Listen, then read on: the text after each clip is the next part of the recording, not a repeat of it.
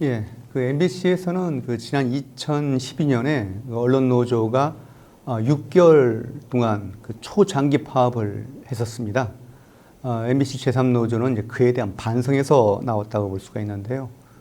그 언론 노조가 당시에 이제 공정 보도를 내세웠습니다만, 사실은 그해 12월에 있었던 대통령 선거를 겨냥했다고 직원들이 많이 생각을 했어요.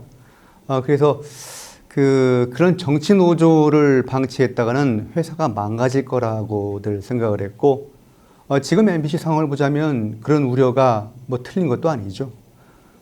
그렇게 이제 제3노조는 다음 해인 2013년 3월에 설립됐습니다.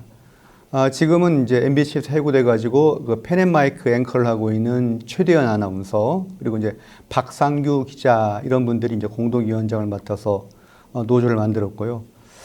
이제 그 뒤에 이제 노조가 그 순조롭게 성장을 했습니다만, 그 2017년에 이제 문재인 정부가 들어서고 이제 언론 노조가 회사 경영권을 장악하면서 큰 위기에 봉착합니다.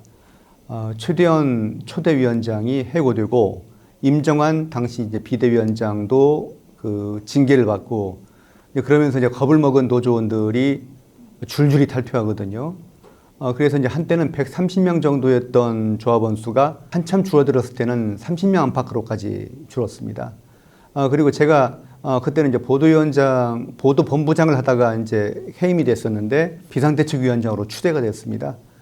그 당시로는 제가 이제 임시 역할, 조직을 좀 추스리고 좀 붕괴 위기를 넘어가면 드는 정도의 역할로 생각을 했었는데, 그러니까 어렵게 이제 후배들을 여러 사람 설득을 해가지고 이제 한 분을 위원장으로 저희들이 선거를 통해서 추대했습니다.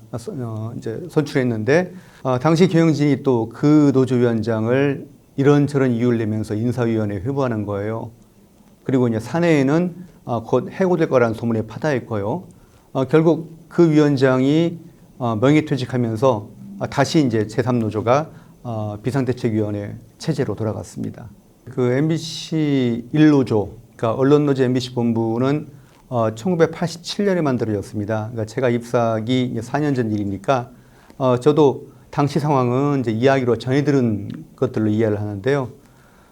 이제 초창기에 이제 여러 선배들이 뭐 여관방에 모여가지고 노조 규약 만들고, 그리고 한밤중에 구내식당에 모여가지고 이제 설립대회를 열고요. 당시 선배들은 대부분 그 정의감에서 노조를 만들었다고 저는 믿습니다. 그런데 그 노조가 변질됐죠.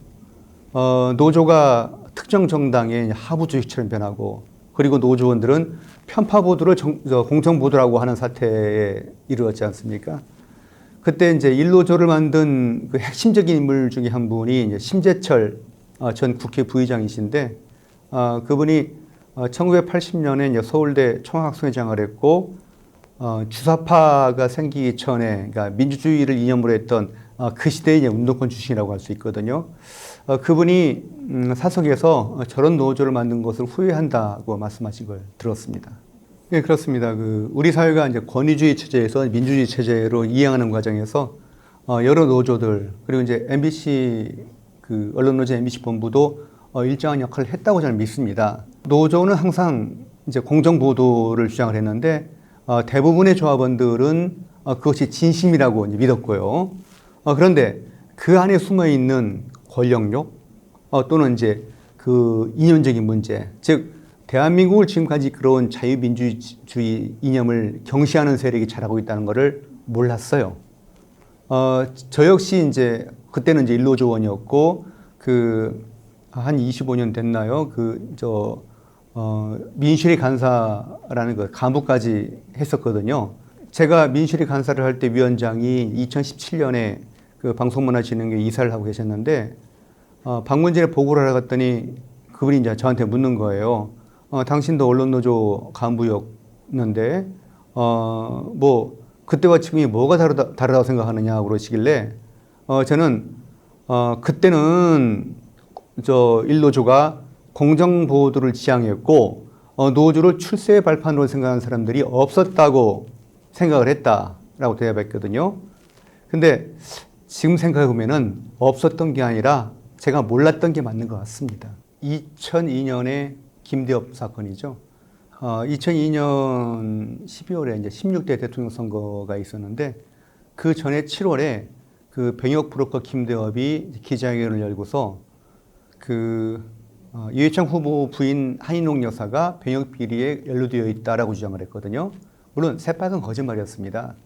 그 나중에 검찰 수사가 나오기 전에도 김대업의 주장을 조금만 천천히 들여다보면은 그게 거짓말이라는 걸 충분히 이해할 수가 있습니다. 그런데도 MBC는 그날부터 시작을 해가지고 거의 한 달 이상을 매일 그 속보라는 형식으로 그 보도를 쏟아 부어요. 그러니까 처음에 시청자들은 이제 별로 믿기지 않다고 생각을 했다가 점점 시간이 지나면서 뭔가 잘못이 있으니까 저런 보도가 나오지 않겠는가라고 이제 의심을 하기 시작했고, 그러면서 그 이회창 노무현 후보의 지지율이 역전돼 버리죠.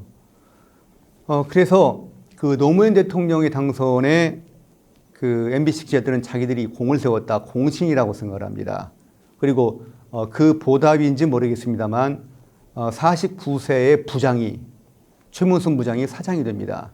그리고 이제 노조 간부들이 일제히 자기들 역할에 대한 보상을 바라면서 요직을 차지하죠. 그러면서 MBC의 그 노영방송의 성격이 깃들어지기 시작합니다.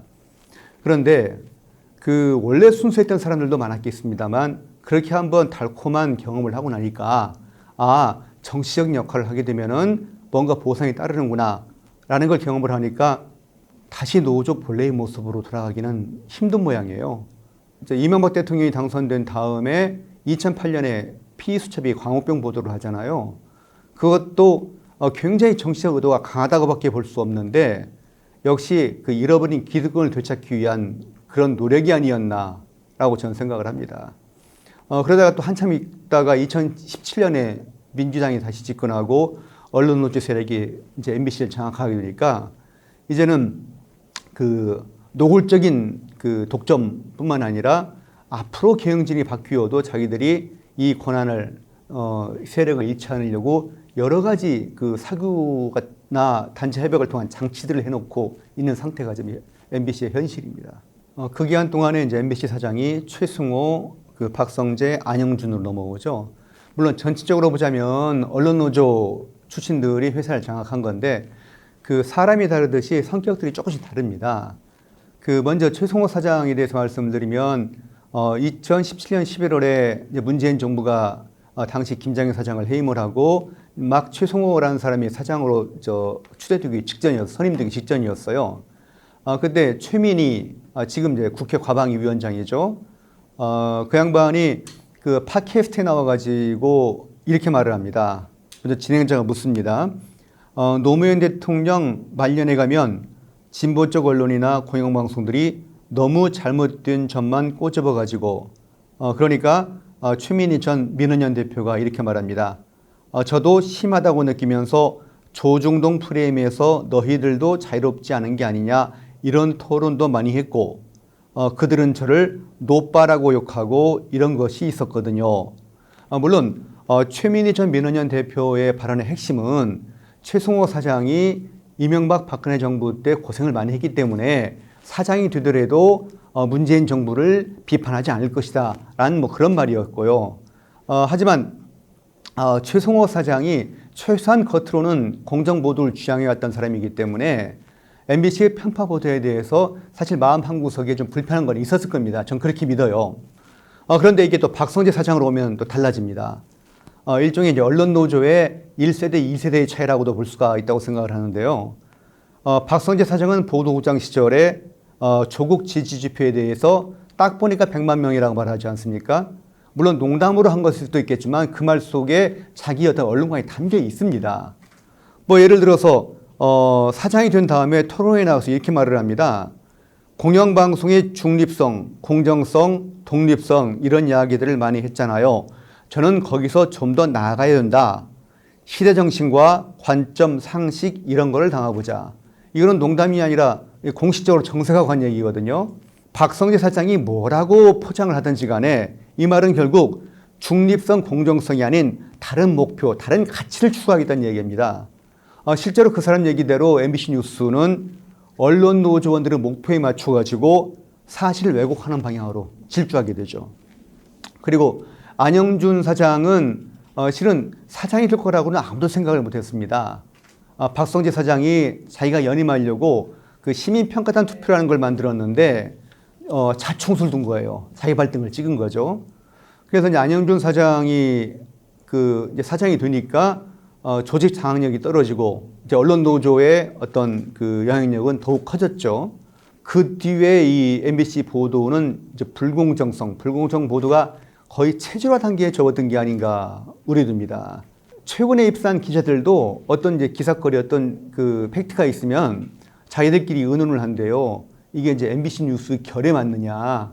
다시 말해서 이게 사실인지 여부, 이게 얼마나 사회적으로 중요한지가 아니라 이게 우리 MBC의 지향점, 어떤 이념, 방향에 맞는지를 본다는 거거든요. 참 걱정스러운 상황입니다.